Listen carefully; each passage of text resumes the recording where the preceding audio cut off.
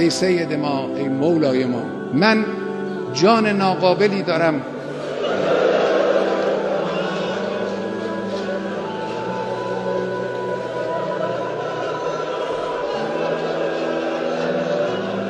جسم ناقصی دارم،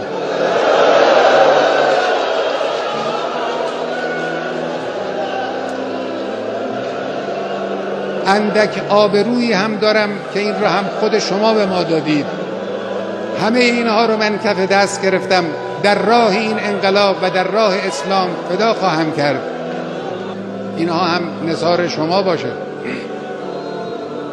سید ما، مولای ما، دعا کن برای ما. صاحب ما تویی، صاحب این کشور تویی، صاحب این انقلاب تویی. پشتیبان ما شما هستید.